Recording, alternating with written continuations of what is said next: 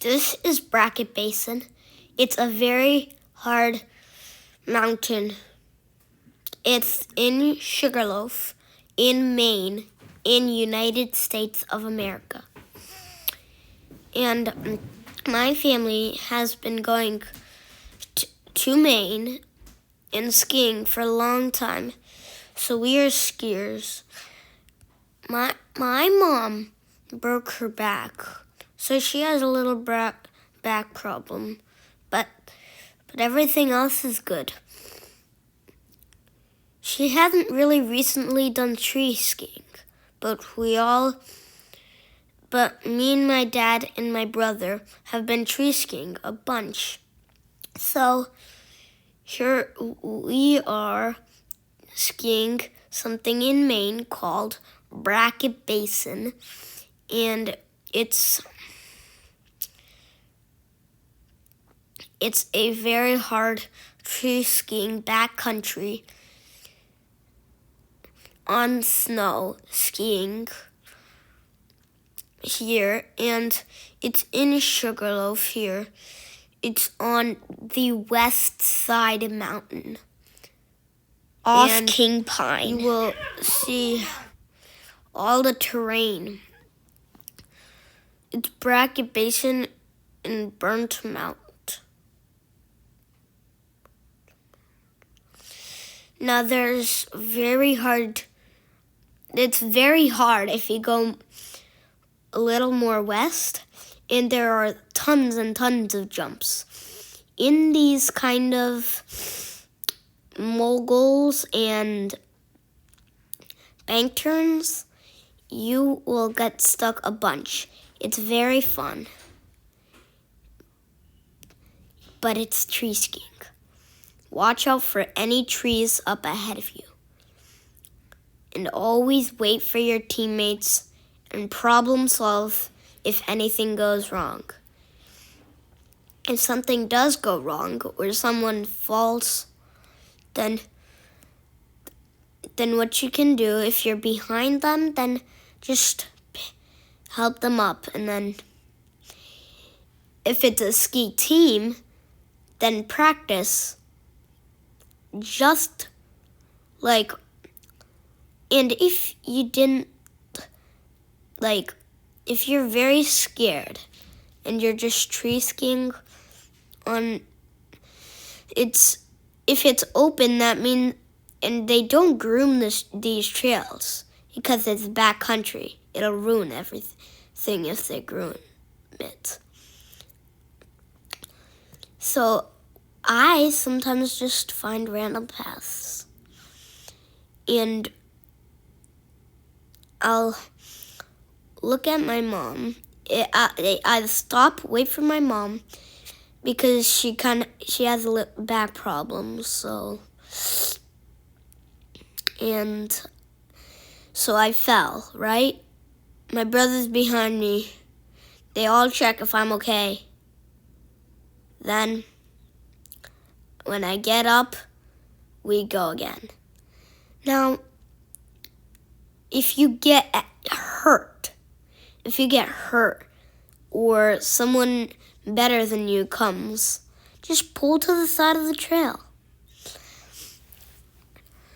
If the ski patrol or someone else is hurt, that's not like your family or anything.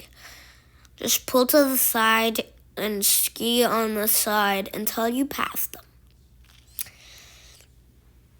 And then all you can do is just go down, dodge, and ski. So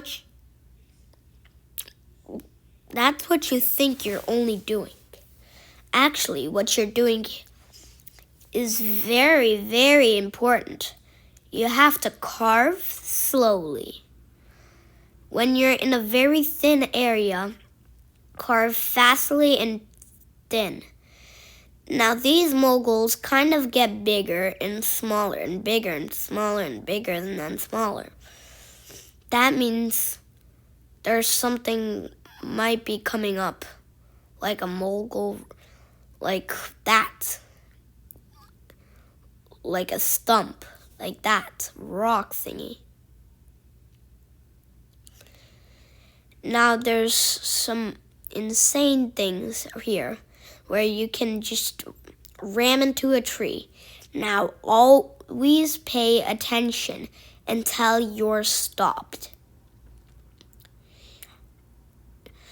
If someone's taking a video of you and they hurt themselves while they're skiing down, go to them.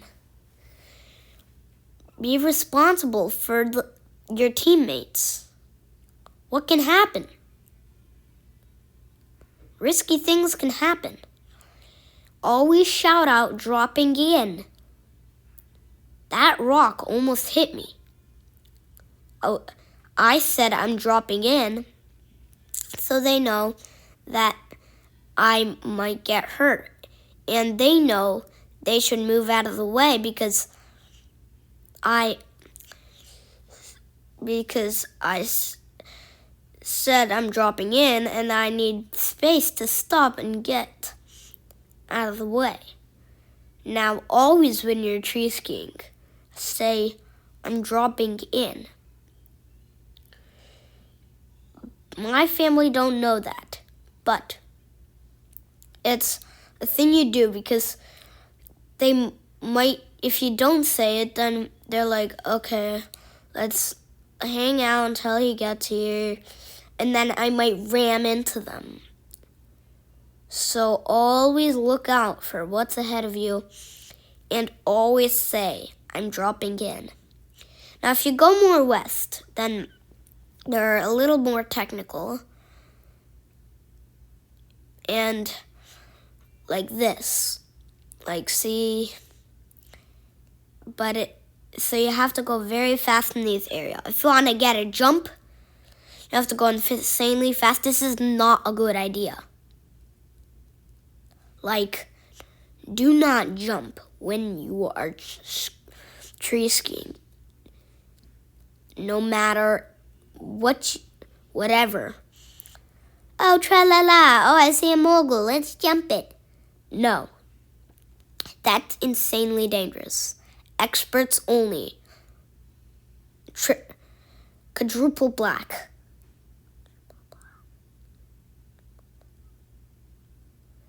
It is very dangerous. So you fall. Your team shouts, stop, I fell. Get up. Get your pole. Go back to your teammates. And if anybody has trouble, just say, I need help. If you get in trouble, then just say, I need help. And then someone will ski down to you and get you.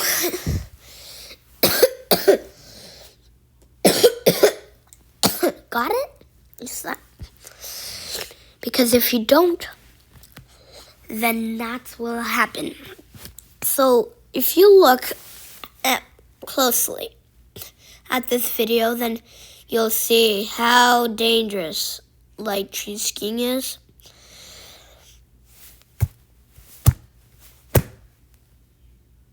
I don't know. The hardest tree skiing in the world. I'm just a kid. I can't do that. But Basin used to have way more trees, and I wouldn't have been able to do it. My dad said I could. I believed in him. And still, how many falls I got this time, then it's not good. And see that log? I just passed it. There was a log. My dad jumped off that, and he just landed,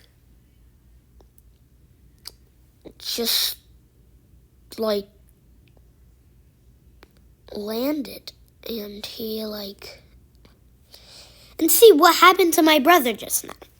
The guy with the orange and white and the spider web, that guy. Not my dad. Not the guy that's doing pizza. It's that guy who just skied past me. That guy. Just a couple moments ago, remember when he ran into a tree and bounced off and fell? Yeah, so there's about to be a very steep moment, and I missed that moment, and then I have to hike up. But tree skiing is so dangerous and sometimes steep like that. See that? That what you have to do is just duck down, and then when you get to the top, just kind of like ricochet. And then ski down. And then as soon as it gets easier and easier and it starts feeling, and you start like getting used to it, just go at a little different pace. And then, yeah, so just slow down. Faster. Get good at tree skiing before you get fast. Like, I got practice a bunch at tree skiing. At Sugarloaf, Sunday River, I took white heat at Sunday River. That's an insanely steep one. When I was first doing like small woods, I did pizza, and then I went faster, and then I almost rammed into this tree. And so I learned how to carve and do parallel. And then I started taking jumps. And then I did Basin, or this other trail that was good conditions, and I jumped and I almost fell into a tree. So always make sure, are you good enough at skiing that you are good enough to develop all these habits and start tree skiing. 'Cause, yeah, it's gonna be pretty hard. Sorry, that's my pretty high voice. Like, I almost jumped off a cliff right there.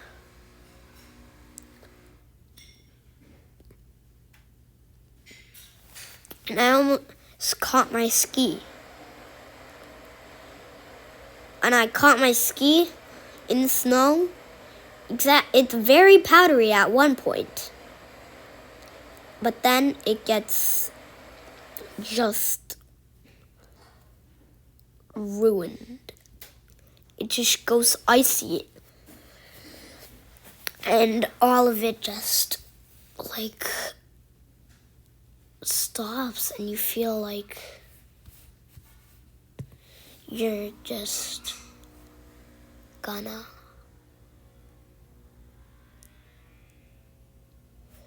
I don't know. It's just like you're gonna fall or something's gonna happen. But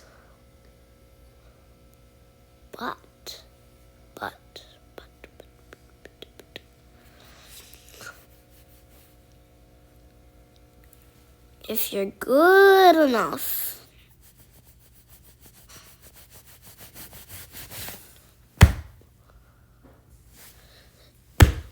drum roll please. Jumps, speed, moguls,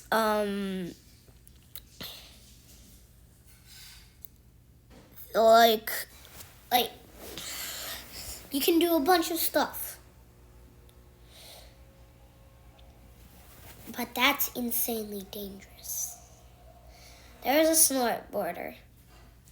I remember once my brother told me a story.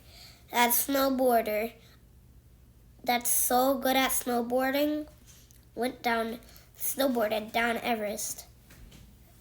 And then the second time he took a harder trail. But he didn't have any tracks and disappeared. Now, what could have happened? Might have been an avalanche. It might have been a mini lanch. Could have been anything.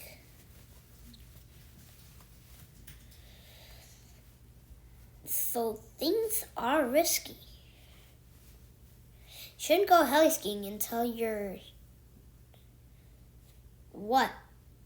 16 and you're very, very good at skiing.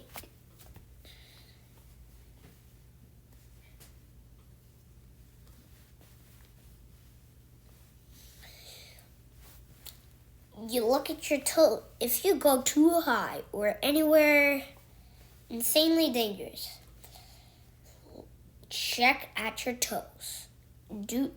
Think. Do you need toe warmers? If you're skiing very high, I would prefer yes. If you're skiing pretty low and it's a pretty warm mountain, I would just say it's fine to have none. It'll feel okay. But yep, so as soon as this video ends, you will see what Bracket Basin is like in 2023.